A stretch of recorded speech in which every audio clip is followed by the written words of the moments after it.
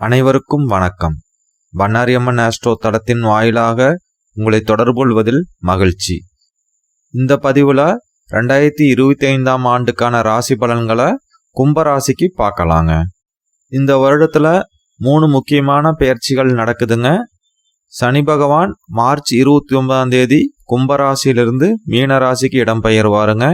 அதற்கு அடுத்ததா மே மாசத்துல குரு பகவான் ரிஷபராசியிலிருந்து மிதுன ராசிக்கு இடம்பெயர்வாருங்க.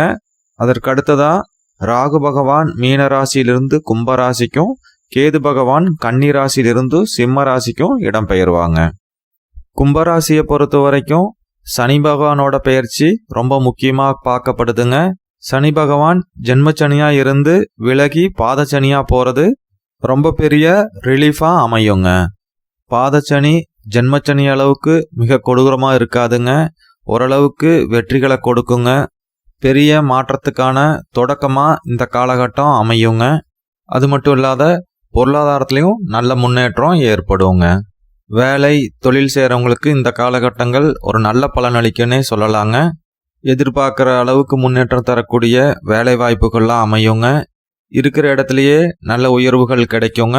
அது மட்டும் இல்லாத புதுசாக வேலை தேடினாலும் அதுக்கான வேலை வாய்ப்புகளும் கண்டிப்பாக அமையுங்க. படித்து முடிச்சுட்டு வேலை தேடுறவங்களுக்கு கூட இந்த காலகட்டங்கள் நல்ல பலனளிக்குங்க. அதே போல தாங்க தொழில் செய்கிறவங்களுக்கும் தொழிலில் இருந்து வந்த மந்த நிலைமையெல்லாம் நீங்கி நல்ல வேகத்தோடவும் லாபம் தரக்கூடிய வகையிலையும் அமையுங்க.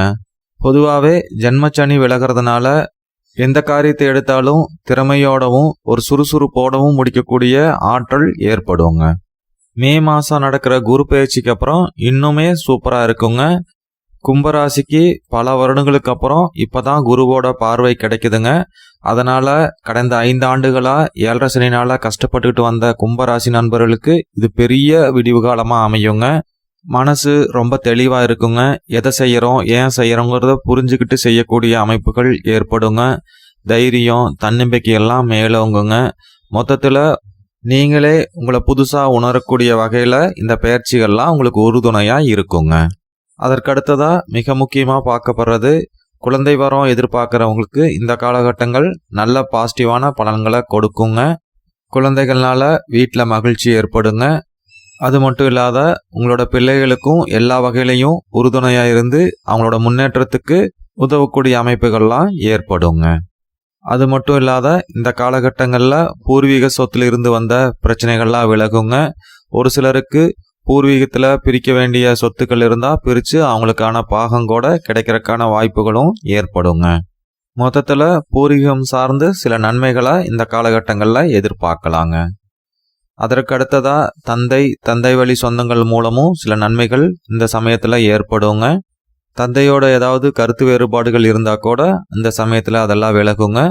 அது மட்டும் இல்லாத தந்தையோட உடல் ஆரோக்கியமும் சிறப்பாக அமையுங்க. அதற்கு அடுத்ததாக கடனோட அழுத்தமெல்லாம் வெகுவாக குறைஞ்சிருங்க.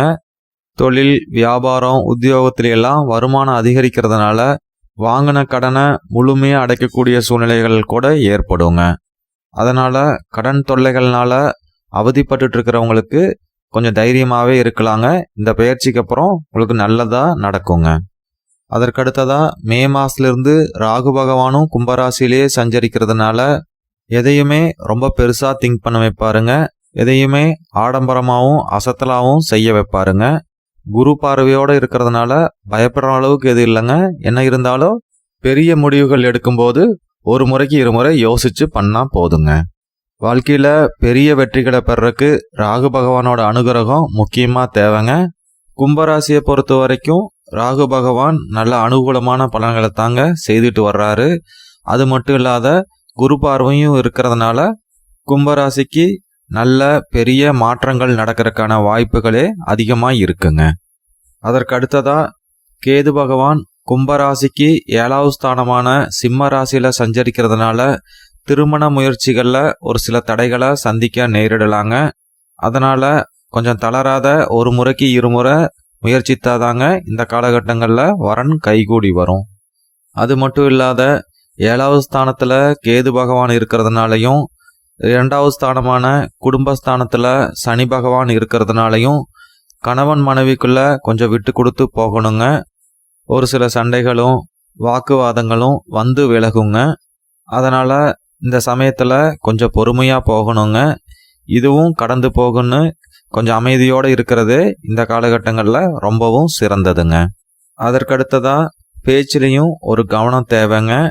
ஒரு சில சமயங்களில் நியாயமாகவும் உண்மையாகவும் நீங்கள் சொல்லக்கூடிய வார்த்தைகளை கூட எதிரில் இருக்கிறவங்க தவறாக புரிஞ்சுக்கக்கூடிய தன்மைகள் ஏற்படுங்க. அதனால் யாருக்கும் எந்த அட்வைஸ் பண்ணுறதுக்கு முன்னாடியும் கொஞ்சம் யோசித்து செயல்படணுங்க. மொத்தத்தில் கும்பராசியை பொறுத்த வரைக்கும் ரொம்ப வருடங்களுக்கு அப்புறம் இந்த வருடம் தாங்க, அதாவது 2025 தாங்க ஒரு சிறப்பான ஆண்டாக அமைய போகுது. மனமார்ந்த வாழ்த்துக்கள்ங்க. மீண்டும் நல்லதொரு பதிவில் சந்திக்கலாங்க. நன்றி.